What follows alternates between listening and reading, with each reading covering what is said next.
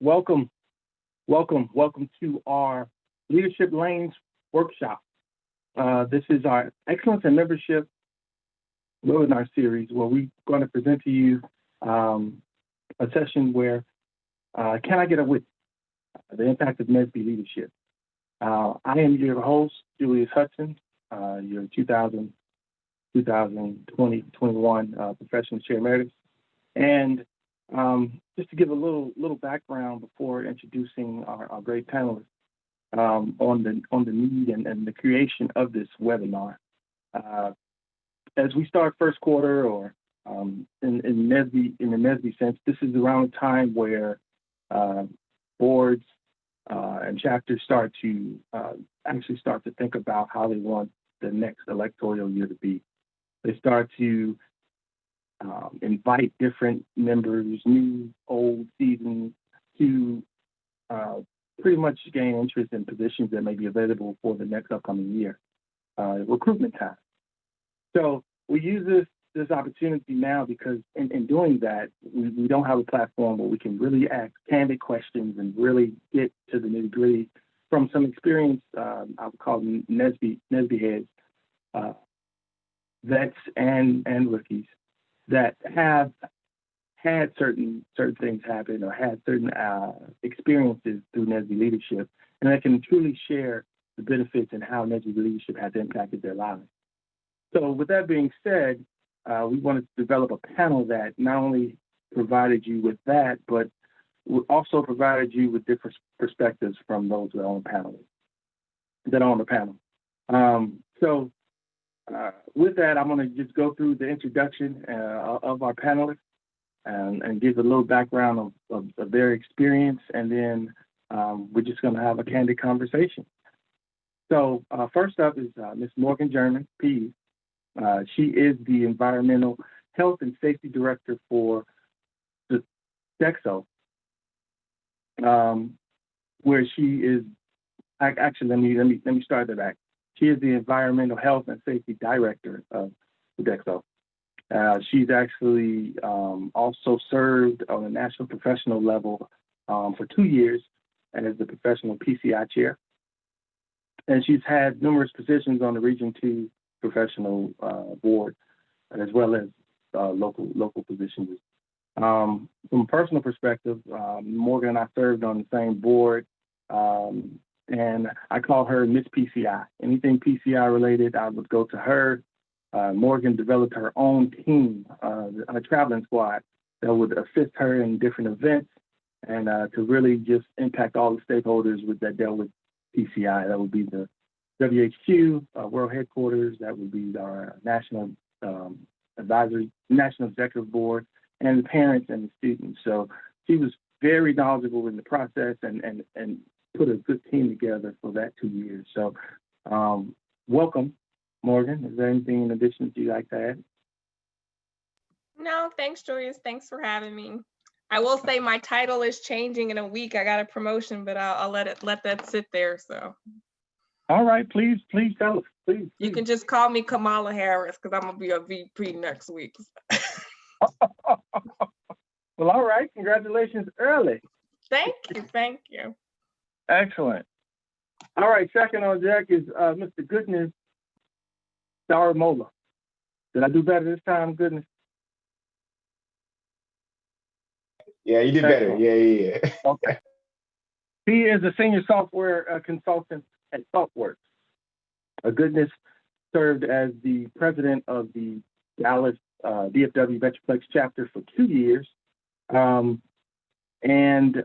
Just a little personal information from Goodness, and I don't even know if you were in a position, but I'm also a part of the DFW chapter, and Goodness, I met him with a camera. So his nickname is Flash.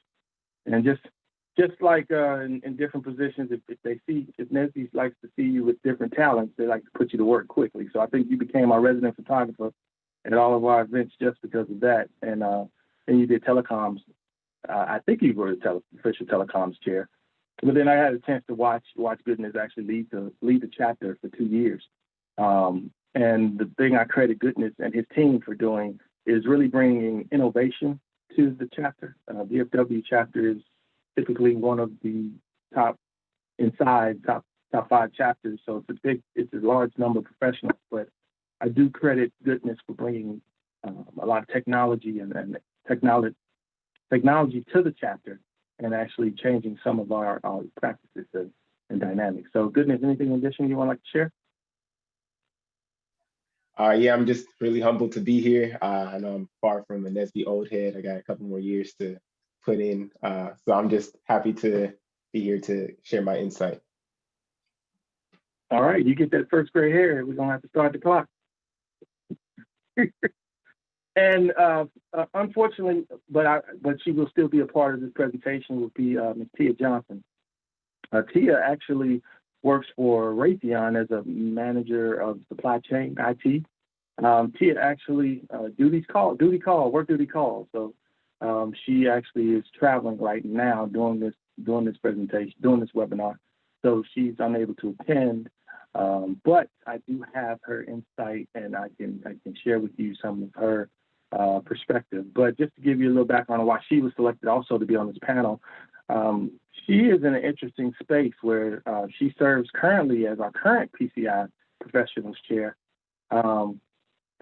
And she has actually touched every demographic of Nesbi from a leadership perspective. She started off as a Nesbi Junior member, and then actually she's advised the Nesbi Junior chapters. She's developed some Nesbi Junior chapters. She's also participated on collegiate, regional level boards, and this is her first opportunity to be on a professional level. So I call her my TV rookie, but as you can see, this is a great format, a forum of a group of people to kind of have a discussion. So we're about to get into the conversation, but I also wanted to let you guys know you have an opportunity to be involved in this conversation as well. So you do have a chat feature on the Zoom link, so a lot of you guys are familiar with it. If you have any questions, during the presentation, during the webinar, during our conversation, and if you have some questions during our Q&A, we will be looking for those there. All right? Got it? All right, let's have some fun. So we're going to start off. The first question is really, if you guys can share, we'll start with Morgan first.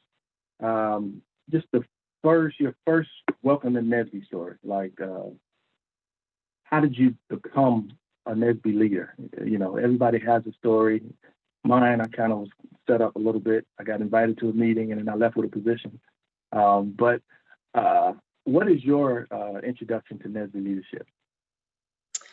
Yeah, so I actually started off at the chapter level. When I moved to Richmond, I wanted to meet more African Americans in engineering, and I got involved at the chapter level. I was always involved in Nesbi in college, but from a leadership perspective, I started off helping at the pre-college initiative chapter here in Richmond, met a lot of the Nesbi junior members. And then from there, I was like, oh, this is some of the programming that they're doing. And I said, well, I have some ideas. I want to be able to impact them a little bit more than here at the chapter level. I'm going to get involved at the regional level. And so got actively involved on the Region 2 board. That team on the Region 2 board, was just a very tight-knit group. And, from there, and I think everybody has these experiences with Nesbi, is getting in and finding your people. And there always be your people in your team that you can call on when you need things. And there was just good chemistry on a lot of the boards on that regional level. And then I took the step further, knowing I wanted to do more, and got involved on the national level. And I found more of my people there too.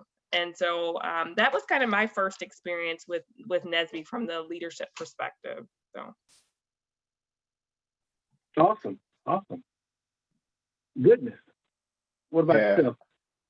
A little unconventional. So throughout undergrad, we had our Nesbi chapter, and I'm from the best region, Region 6. No, I'm kidding. I'm not gonna do that here. But yeah, I'm from Region 6, and it wasn't until I went to Nashville a few years ago, that national conference, that I realized that chapters on the East Coast are a lot different than chapters on the West Coast as far as just size and scale. I'd never seen a chapter with 200 plus members until I rolled up to Nashville. And so what I was used to was a small chapter, about 10, 15 active members. And in undergrad, I remember wanting to, become president. I ran. And at the time, funny enough, the advisor for our chapter was like, oh goodness, you need above a 3.0 for the quarter in order to run for president. So I actually did not run for president. I was not on a leadership team in undergrad for Nesbi, but I still had that desire to see and replicate what I saw in other chapters in my chapter in Los Angeles. And so I didn't stay in Los Angeles when I graduated. I actually went to Boise, Idaho.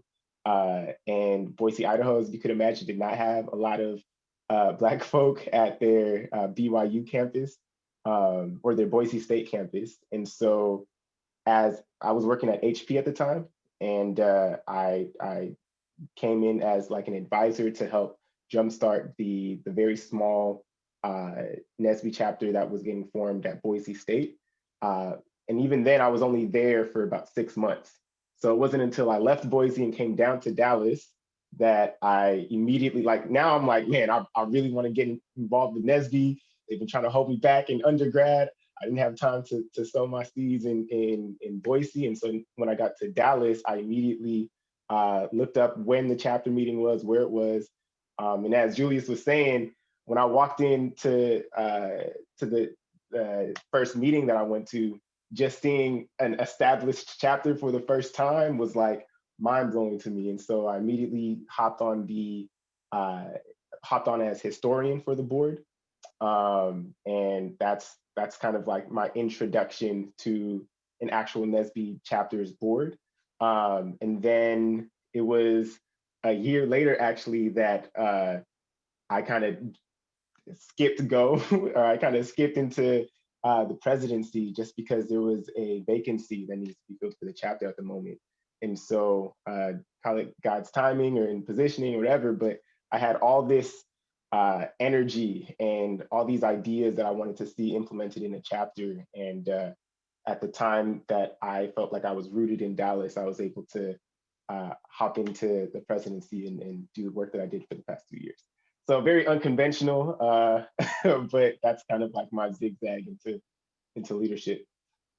Oh, no, Nesbi has the conventional way, where you start as a Nesbi junior and matriculate on, and there are plenty of leaders that have had the opportunities you've had. Myself personally, I never really participated heavily in Nesbi in undergrad, so my leadership started as a professional. So there are several stories on that.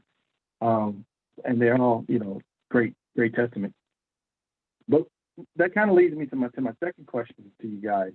From just reading your backgrounds and knowing you guys personally, leaders are leaders, not just with Nesbi, with work,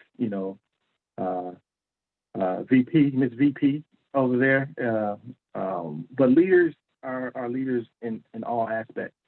So my question to you now is why Nesbi and not other organizations? Or, some of you are leaders in other organizations. What keeps drawing you back to Nesbi leadership, and what opportunities has that afforded? Let's just do it in reverse and go with goodness on this one. Give Morgan some time.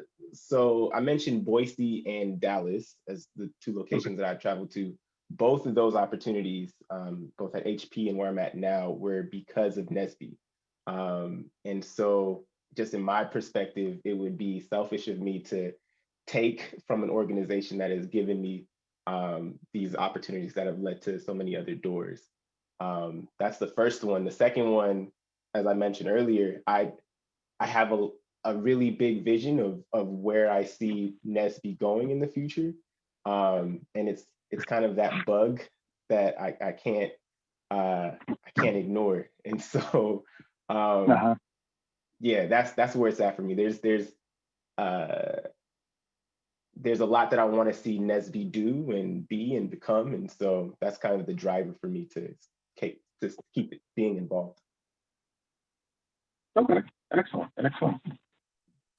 And for me, my why Nesby has always been about the kids for me. I mean, I guess that's self-explanatory from the roles I always took within Nesby, but it was being able to impact my community in a way that I saw that there was a need, and being able to, and I think this is, it's something that's inherent to all of us, that, we want to impact Black and brown kids, and being able to give them programs and opportunities that they don't have access to. And I saw within Nesby that I could have that impact, not just on such a small scale, but really hit across the country. And really, it's always nice to look back and see some of the things that, my team at that time implemented and how it's impacting kids now. So, and so that for me was why Nesby, and why I keep coming back, and maybe why I might come back at some point. But I think that is always the why Nesby. So. Well, it's often that Nesby has a platform that allows us to do that, to impact so many lives at such a small space. And it sounds like we all share the same sentiments, because I want to share with you a little bit what Tia said on that same question. And she just basically says she has held other positions, similar to you guys in SWE and Girl Scouts and other organizations, but she says Nesby has her heart. Nesby is the organization that she grew up as a member, found her first mentor to treat her like family, and then a place where she belongs as the new kid on campus. So Nesby has the light that has always guided her back and kept her grounded. So he left that question and say, why not Nesby? So it's truly falling into that Nesby love. Nesby love is truly impactful, not only just as a member, but as a leader. And with love, there sometimes comes frustration, because we family. And we're family, but we're family. So if you hadn't particularly, you might be in different spaces here, but I want to ask about the infamous Nesby break. For those who may not have taken it yet, what the Nesby break is exactly what it sounds like. It's a break from Nesby from a leadership perspective, or from whatever perspective your break is. It could be probably a little bit more than that. But have you taken a Nesby break? Are you on break? Why did you do that? And just give us some conversation on that, Morgan. Yeah, I consider myself still on hiatus, but I will say I think it's more not from I need a break from Nesby, but more to recharge with where my space is as for my family. And I knew I couldn't dedicate the time that I wanted to put into Nesby. Because I think a lot of us, when we get into Nesby, we've put all of ourselves into maybe to the detriment of our families, our careers. Sometimes, we put a lot into Nesby because we care that much. And so there are times and spaces where you have to recognize that it's time for me to take a break to kind of do me. And then when I've recharged, I can come back. And so, my break, I think we do have some frustrations with Nesby sometimes, and I think that can cause some people to take a break, because we all know org structure can be a little frustrating sometimes within Nesby, and not seeing change as fast as you want it. That can be a little frustrating, and compiling those things when you're trying to make change can, and I think what we all find, and I'll go back to this, is not, you don't take the break because you want to leave the organization and you're upset with the organization. It's just more of, I need to take a pause to kind of just reflect on my love for the organization so I can come back to it. So 100%. yeah. I was in cross country in high school, and we would always watch in the beginning of the race who would dart in the beginning, because those people were really just here for track later in the year.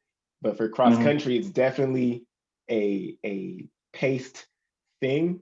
And like in my story, I came out sprinting in Dallas, and where I'm at now, I feel like I ran very fast in a very short amount of time, and that's kind of where I'm at right now, is taking a step back. I'm still early career. There's a lot that I need and want to learn in my profession and just in my skill. That going 50-50 with Nesbi was just very unsustainable for me. And so taking a step back to make sure my foundations are solid, so that when I come back to Nesbi in full force, I'm more effective as a leader and all that. So I 100% agree, Morgan. And the awesome part that you guys both stated was that, you had the forecast to say when I come back. So your break was really, like you said, to recharge. I took a break, somewhat a break, for about 2 years on the birth of my son. Not really. So you break, you leave one and then you go to another. I mean, it's like I took a break and became an advisor. So is that really a break? It's just one for the other. But to get that balance and just to get that recharge, and that's with anything. I mean, you need to take that same focus with everything in just life. So, Nesbi is a part of that. Nesbi does, for me, I know pulls a lot because of the need and the mission we serve. But it's done in love, it's done in joy, and you got to step back. You can't hang around your family 24/7. You need some time to kind of come home and be at peace and then think of the next plan and the next opportunity. I'm going to change it a little bit. I got some questions, but I see one coming in the chat. It says, how has the pandemic affected programming and leadership for your team? And I would assume that means from a work perspective, or it could be from a Nesbi perspective. But the question is, how has the pandemic affected programming / leadership for your team?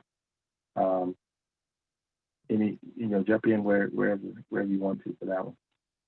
Oh, she said from a Nesbi perspective. Okay. Because I could go all day from a work perspective. So being in health and safety, that's all I'm doing all day. So. Oh yeah, I didn't do my safety check at the top of the meeting, so I apologize. You want to take a stab at it more? I guess I'm not that actively involved from a leadership level within Nesbi to give you kind of the Nesbi perspective, but from what I've seen, and they've been able to pivot well into more of a virtual space where everybody's pivoting in, and I think we've got to kind of take advantage. One thing that we're talking about is we know that the pandemic has forever changed the way that we do business, we do work, we do everything. But I think we've got to stop looking at it in a negative way, is that we've got to look at it as this is my opportunity to pivot. Now more than ever, we know that there's opportunities out there for Black and Brown folks like no other because of where we are from social justice issues. The pandemic has given ideas and forethoughts to new inventions. So, if you can come out with the next mask, the next whatever, I mean, there's so much opportunity out there from this perspective that we as a people need to be able to grasp that and pivot and be able to move and flow with what we're seeing with the pandemic and what's going on with leadership here in America. So, yeah, excellent. Coming from the chapter perspective, I was president actually this time last year of the DFW Professionals. We're at January 13th, so we had just finished our Martin Luther King parade last year, and maybe a month from now, last year, is when we were going into full drive promoting a Walk for Education march March, whatever it was, 2020, be there, be square. We got a block party, we got on TV, it was great, we got good publicity. And then that China situation started coming over to the mainland. and all of a sudden we're like, should we still do it? I don't know, maybe we'll wait to the last minute to see. And we ended up having to cancel Walk for Education, obviously. And it took a breath out of all of us because we had put so much into planning and coordinating. And then at the same time, NSBE convention was canceled, and everybody was in the Slack like, oh my God, what's going on? But I think our chapter, we did pivot fairly well. Instead of a Walk for Education, we ended up doing programming virtually, thanks to Crystal folks and Tracy on our local chapter level, Tracy Avery. And funny enough, we got a better turnout in that virtual event than I want to say any of the PCI events we had done earlier in that quarter. Thanks to the network that we had. There were also teachers in the Dallas area who needed an outlet for their students, so that where they could still get STEM training. And so there's a natural fit. Beyond that, though, Julius was mentioning that I had brought an innovation and technology into the chapter, and that had actually started before the pandemic even started. I work as a consultant, and so just because of my job, I was traveling a lot. And so much of the meetings that we were already having, all the coordination was already at a point where we were going virtual. We had virtual retros.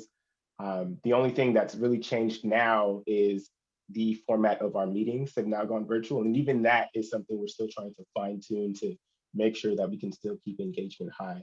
But all in all, I think the pivot has been pretty successful. We have a lot of creative people on the ground, not just in the Dallas chapter, but in other chapters that I've seen. And yeah, I'm really happy to see that it's still going strong out here despite the pandemic. Yeah, and Julius, you may be able to answer this more clearly, but I think when we talk about the pivot, the one thing I want to make sure we keep in mind is it's not enough just for us to pivot the programming, but we've got to pivot the money.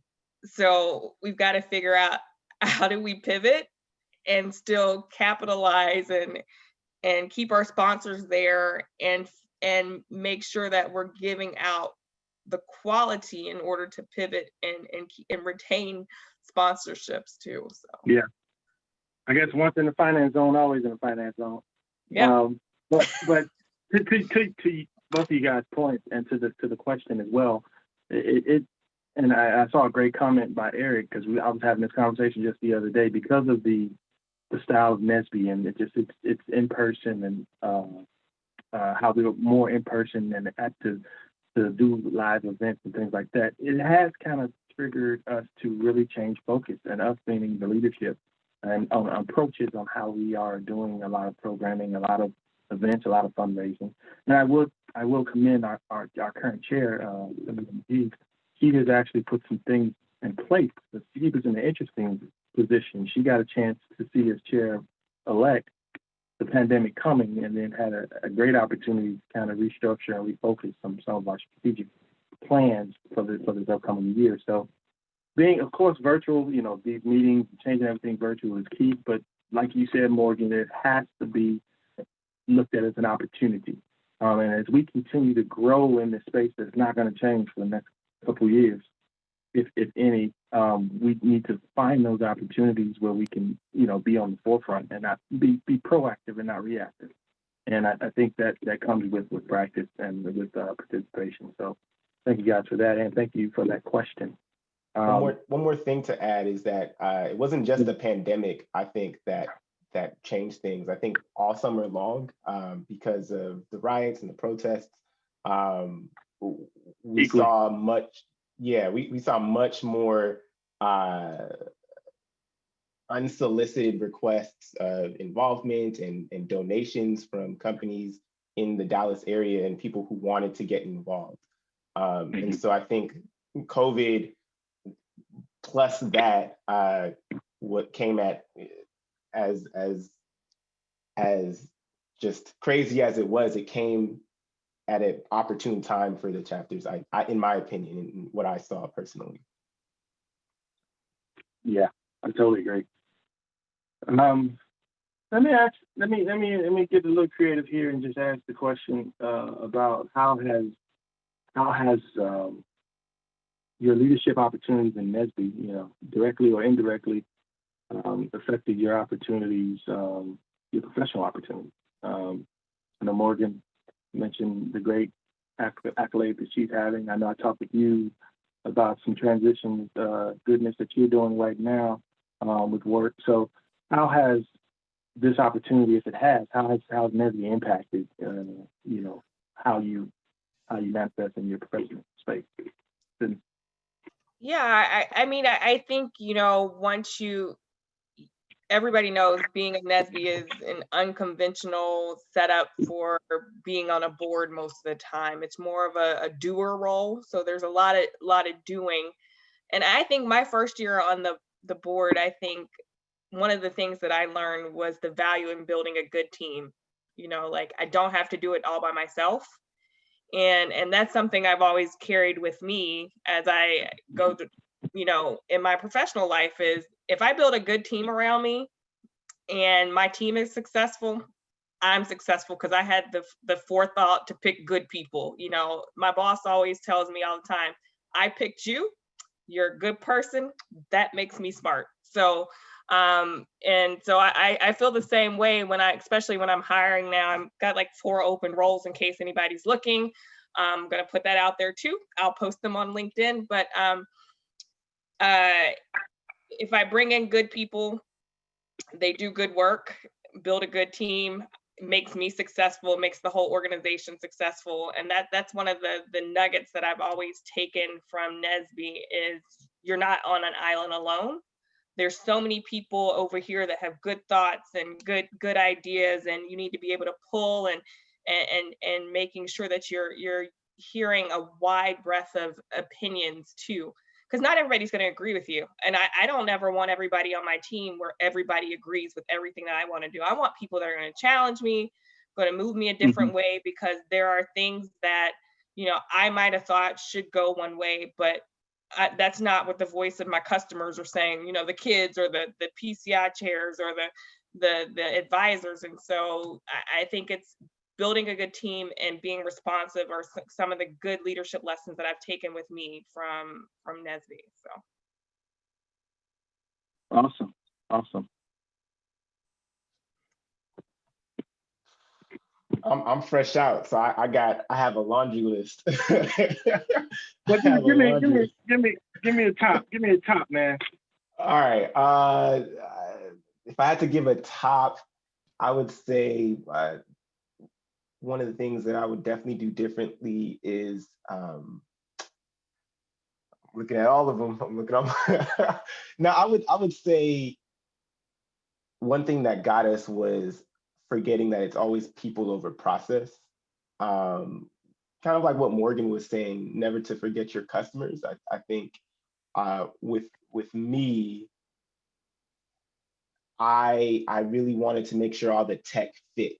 Like we got Slack and we got MailChimp and we got the membership data. How do we get boom, boom, boom? And we're just up in the clouds. Meanwhile, has anyone reached out to this new member that just joined last week? And so from a Nesbi standpoint, I walked away realizing the process could be perfect and the customer not feel like they've been like not feel part of the community. And bringing it to my workplace as a consultant, as someone who needs to interact with clients, as someone who builds software for millions of customers, that always has to be first and foremost, where I could have the most impressive coding abilities and the most impressive laptop and speech to talk about how great the product is. But if it's not useful to the end user, whether that's someone in Nesbi or someone trying to buy a can of corn online or something like that, it's still the same principle. So that's one of the many lessons that I learned. Okay. Morgan, I got a question for you, but give Goodness a little time to answer too, because I'm going to rephrase the same question to you. But Morgan, just in this time, how have you been able to keep like your team motivated despite conflicts and obstacles as a leader? I think it's a little different for my team because we're health and safety, and they've been going 100% nonstop since January. Moving, having to adapt, figure out new policy, figuring out new procedures, and it was being able to get them some relief and a break, and really having to be advocates for them to get more people in, so we can not go through the burnout. And two, I had to realize myself as a leader, I needed to take a full downtime to be a better leader for everyone else within the organization as well. So it's really, and I think this is applicable to Nesbi, saying I saw a question that someone's talking about the Nesbi burnout. It's applicable to work too. You've got to be able to completely disconnect, do what you do to recharge yourself. Whether that's making sure that you get up in the morning and you're doing your exercising. I mean, you got to keep remembering to do the things that are what recharges you. I mean, my husband was laughing. I ordered a ton of stuff from Amazon this week about trying to learn to knit. And I ordered a sewing machine. I was like, an hour on the weekend, I'm going to do this new. I'm going to find something. Maybe it's going to be my thing. Maybe I'll knit a sweater or something. It'll recharge myself. So I think you've got to do what you have to do to stay recharged and not have that burnout. And when you go to Nesbi, I think the same is true for the Nesbi burnout, is do what you need to do away from that time away to be recharged. So when you come back, you're fresh and you're ready to hit the ground running. And I think the issue a lot with the Nesbi burnout is because we put so much of ourselves into Nesbi, you're pouring a lot out of yourself into the organization and you're feeling depleted. And I'm even talking about from a physical, it's a physical exhaustion and depletion. Anybody that's ever ran a Nesbi conference, a Nesbi junior conference, I mean, you literally get no sleep. You want to just sleep the whole week after. I mean, there's physical exhaustion to that. And you've got to be able to, you can't do that. It's not sustainable for 3 to 5 years trying to run at that pace. And so I think when you go that pace so much, you're going to fall flat that hard and burn out that hard. And so you got to be able to have that balance with that. So yeah. And Goodness, for your answer, give me a little perspective by being one of, I would say new. I use newer to the board as far as tenure. What specific ways and measures are you using to actually have that balance? So I'm going to tweak the question a little bit, but it's essentially the same thing: work-life balance. How are you, participating in Nesbi and other things, your work job, just having that work-life balance? What are some strategies that you use during this time that have been successful? Definitely the step back for one. That's one of my tactics, things that I've been doing is just taking a step back. There was a really good sermon that I was listening to a few weeks ago, and one of the snippets was not everything that is good is right, meaning not every good opportunity is the right opportunity for you right now. And that blew my mind because I said I wanted one thing in 5-ish years, but what I'm doing right now is actually a detriment to that end goal. It's a great thing to put on my resume. It's great for the community, but for this larger goal that I'm trying to get to, this detracts from that main line. And so realizing that and understanding what I need to step back from was really important for me personally. And this is something that's just a few months new as a revelation. And that it's sort of a question answer as far as how comfortable we are in changing positions, or when we realize we're at capacity as a board member.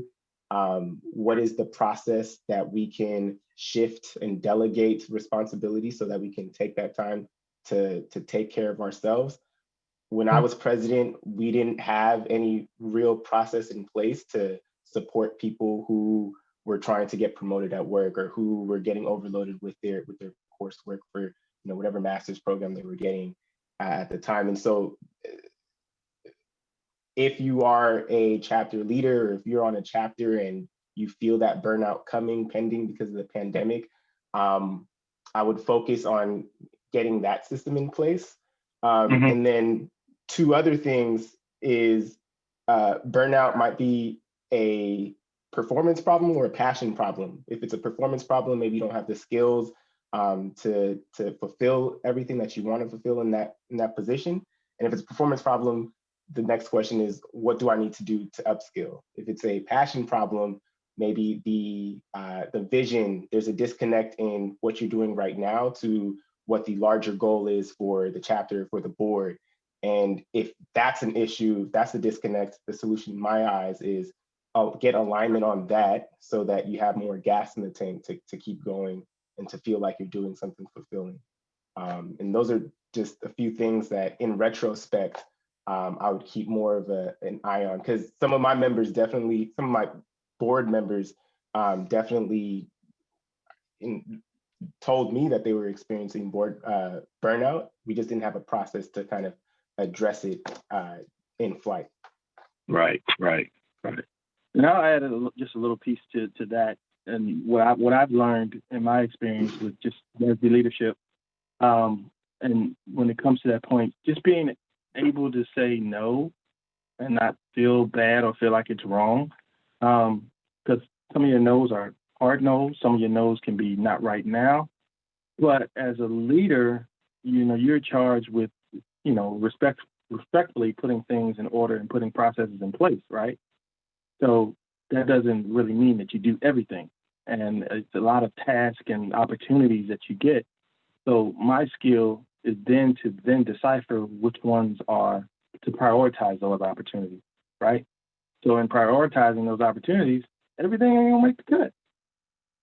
So you got to be cool with that, even though it might be the first thing that does not make the cut, might be the first thing you want it to do. But just not say no, but have a plan in place. First and foremost, from a Nesbi perspective, it got to be, got effect and tied to the mission, and then on top of that, we impact so many lives just on what those subpart opportunities are. We become personally attached to a lot of things. So it's okay. It's okay to say no. It's okay to say not right now. But I would also encourage you to have leaders to have a plan moving forward too. And maybe that's something next for, the next leader. Maybe that's part of the grooming process, where you groom that next person with opportunities and things like that. So with that being said, how do we groom that next leader? You have someone, let me just put everyone in a situation, and we're coming to 15 minutes. So if you do have some questions, some additional questions, please type those. But how do we, as leaders, promote opportunities within Nesbi from a national level, from a regional level, and from a chapter level? Because all of those spaces can really benefit from the leadership. Who want to try that one first? Like goodness thinking. Yeah, I'll go, Julius. I think the question is kind of two-pronged, right? So I think we all have always tried to tap that next person for the next position to, you know, look who has similar thoughts to carry on your vision, and making sure that you're identifying that next person for the next position. But that doesn't always happen. But what I can say is I'm very cognizant, and let me kind of word myself. It might be something for us to look at our structure and being more of a doer board to get more people into leadership roles and push more responsibility on our paid counterparts who might have You you know, moving, ain't you? yeah, I'm sorry, who may have more ownership of this material, or should have the ownership of some of the things that the boards are doing. So it's looking at the function of the boards, looking at where the actual roles and what people should be doing, you know, in their paid positions, and maybe that might be more attractive to hitting people who are working professionals who want to lead and serve there. But with that being said, I think it's twofold. Some of us really like that work. They like the work, they like the grind of it. Great. You're right with me, Eric. Governing board versus the working board, I'm with it on that model. I think at the age and stage of where I am in my career, the opportunities that I look for are more of that governing board mindset. But that's just where I am in my load from a family perspective and a work perspective. And I think a lot of us are there too, that want to provide that good service to the board. So with that being said, I think we've got to always pick the next person for your role. And there's some structured things I think we could do to attract more people to positions. So, and I try to be political about that. Thank you much. At the chapter level, I don't think we have the same kind of coins that y'all have up there for working board. One thing I have noticed is we start really late at the chapter level as far as, hey, who do you think is going to be president next year? Like now, like when the elections are in a couple of months. And to me, that's a discussion and a conversation that needs to start really at the onset of maybe not the onset, but much earlier than where we currently do it as a chapter. And another one is taking the fear out of leadership, out of being in leadership for people. I think there are a lot of potential members or potential leaders in our membership who absolutely would become a leader, but they look at I'm running into a logical wall, because they look at the leadership commitment and they're like, oh, I could never do that. And so it's a balance between, you definitely want leaders on the board who are committed for their position, but you also need to let people who are about to volunteer for a volunteer nonprofit, let them know that if you need to hit the eject button, you can. And I'm working through that in my head because I can see there's some pros and cons to it. But it's something that I think would encourage a lot of people to step up who otherwise would not. Y'all can let me know what you think about that. No, I mean, I was totally following and really agree. I know there are some additional questions in the Q&A section. I did want to try to answer. I know Madam Chair-elect answered one question that pertained to once COVID ends, will Nesbi focus on continuing in the new environment created, or go back or have a little bit of mixture, hybrid method? And our chair emeritus chair-elect who will be chair next year, Dr. Rowe, she answered there, but I would say just what I'm visualizing personally being on the board now is that, we're working through a process of developing new ways to operate. And it's not the way that the teams, and I would say the PEB and the NEB and world headquarters, they're not looking at it from a 1 year perspective. They're actually developing processes that can be repeated.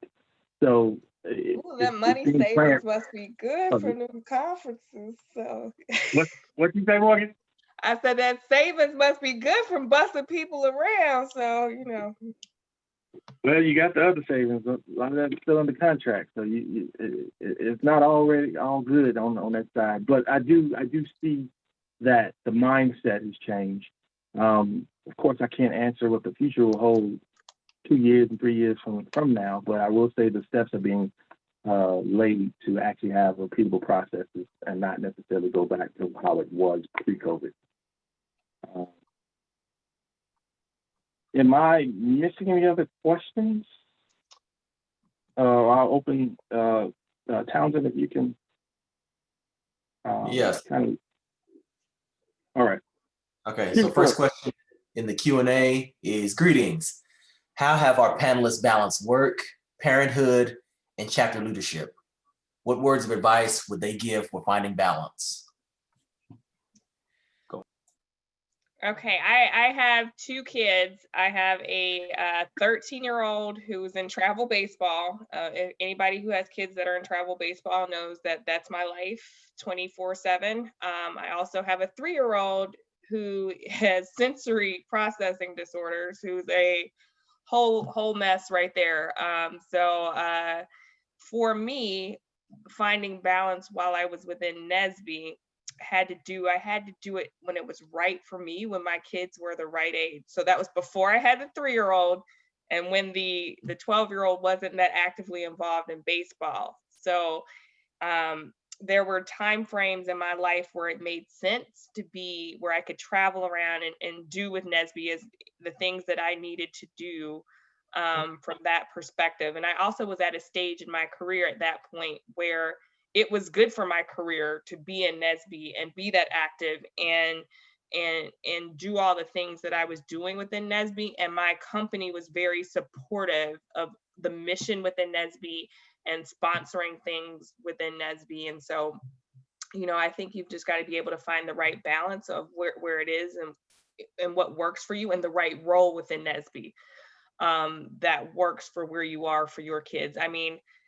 and I'm not going to say it was easy at that time either. My husband hated the late night phone calls at 10 o'clock, 9 o'clock. I mean, he would be like, why are y'all on the phone so much? Like he just couldn't stand it for a while. I told him I was going to tell on him about that, but he was like, if I got to hear a Nesbi phone call anymore, it was, I think my husband's very supportive of everything that I do and lets me go out and do things and it's behind me 100%. But I think there's a limit where you've got to be able to respect your family time and your Nesbi time, so it doesn't cross into that territory where it's infringing on different areas and aspects of your life. And Nesbi can do that a little bit, and so you've got to be able to have that boundary and be able to set those limits and maybe say, hey, I can't be on this call tonight. It's at 10 o'clock. It doesn't work. And so I think you've got to be able to set those boundaries too. And I'll add to Morgan, and we'll go to the next question. But I agree with everything that you stated, and I would just add, you really have to have those conversations before it happens with all of it. Treat it like a meeting, the stakeholders. My wife has to be in agreement and understand and really lay out what's going to happen, because she's going to be the working partner. I have a 3-year-old. If you look at kind of I had a newborn when I was a chair-elect. So it had to be a discussion that had to happen before he got here. So it's one of those things where if you involve an inward work, which is very key, they have to be on board and understand that these are some opportunities that you will have. I used it as a professional development opportunity every time I was able to participate in certain things outside of work. And they agreed with me. But I also had a supervisor and a boss that understood what Nesbi was to me, and also to just how it impacted my work experience. So you have to really have those conversations ahead of time. And, you know, if you're thinking about leadership, involve those people in your conversation as well. Let's just go to that next question. And then I think this is perfect for Mr. Goodness. Please provide a book, blog, or podcast, YouTube channel recommendation. And this is for both of you guys. Let Goodness lead. I'm gonna just drop this book right here. It's called Get Together: How to Build a Community with Your People.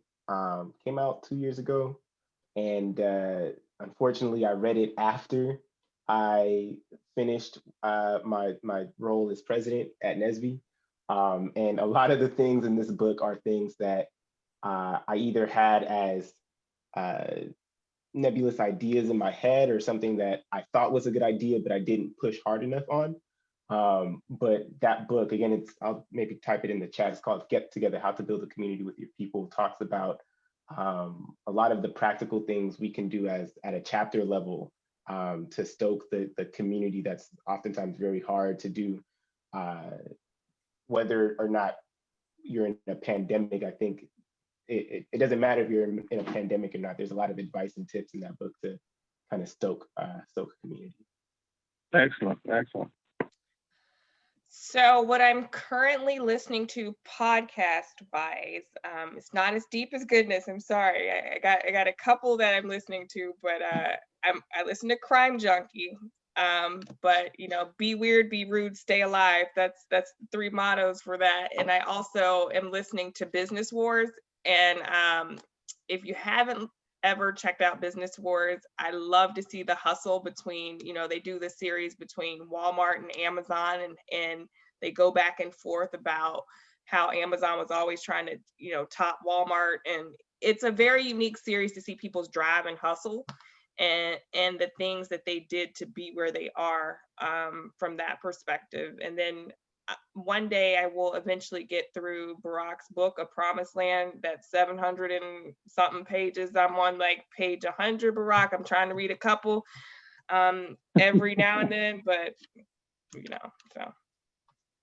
Really fast, and this is a nugget that we're going to leave with the team as we close out. I usually ask a different question, but I'm gonna use our Madam Chair's question as our last question. But before asking him that, I would like to thank you guys. I want to be mindful of everyone's time, but thank you guys for first being available for this webinar and actually participating in the webinar.